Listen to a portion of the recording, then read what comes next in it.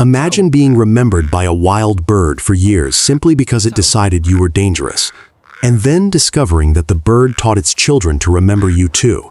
It sounds almost impossible. Hatred, after all, seems like a deeply human emotion. We associate grudges with people, not with animals perched on telephone wires. Yet, hidden in neighborhoods across America, a remarkable drama unfolds every day. Crows are quietly passing information from one generation to the next, teaching their young exactly which humans should be trusted and which should never be forgotten.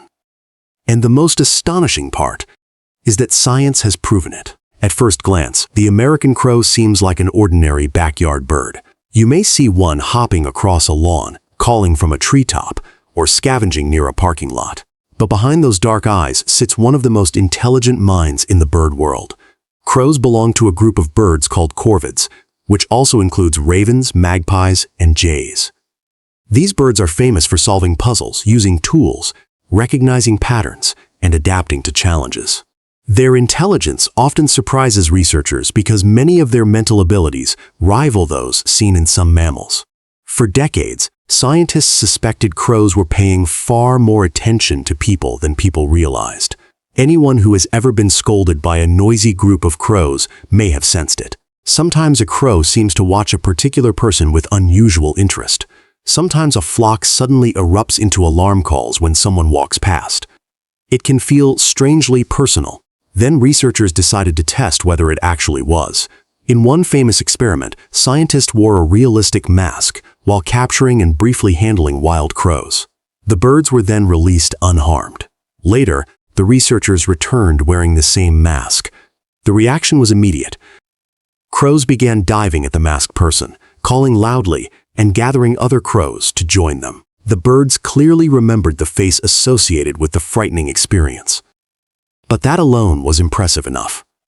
What happened next was even more remarkable. Years passed. The researchers continued walking through the area wearing the mask. The crows still reacted. Birds that had never been captured also joined in the harassment. Somehow, knowledge about the dangerous face had spread throughout the local crow community. The birds were sharing information. Think about what that means for a moment. A crow encounters a threatening human. It remembers that individual. Then it communicates the warning to other crows. Those crows learn the lesson without ever experiencing the danger themselves. That is not simply instinct, that is learning. And it gets even stranger. As time went on, young crows that had not even been born during the original capture events also reacted negatively to the masked person. The next generation appeared to inherit the social knowledge through observation and teaching. Parents were effectively educating their offspring about specific humans. Young crows spend a great deal of time watching older birds. They observe where food is found. They learn how to avoid predators. They study social interactions within the flock.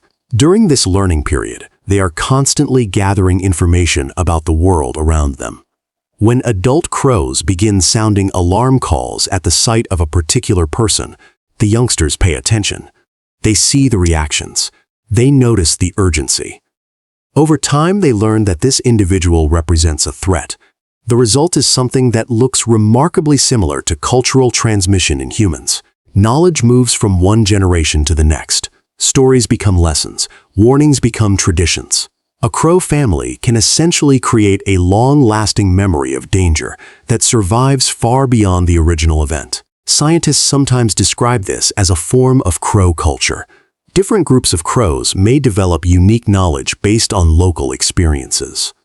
Information spreads socially rather than genetically. That means a crow's understanding of the world is shaped not only by its own experiences, but also by what it learns from others. The idea becomes even more fascinating when you consider how social crows really are. They live in complex communities filled with relationships, alliances, rivalries, and communication. Their calls are not random noises. Researchers have found that crows use different vocalizations in different situations. They can coordinate, warn one another, and share important information. When a crow identifies a threat, it often engages in a behavior known as mobbing. Multiple birds gather and loudly harass a predator. Hawks, owls, cats, and even humans can become targets. To an observer, mobbing may look chaotic.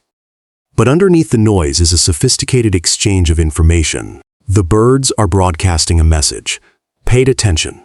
Something dangerous is here. Young crows witnessing these events receive a powerful lesson. They learn which animals deserve caution. They learn where risks exist. And apparently, they learn which human faces should trigger alarm. If you love uncovering secrets like these from the hidden world of birds, be sure to subscribe to Backyard Bird Mysteries for more astonishing discoveries. The more scientists study crows, the more extraordinary they appear.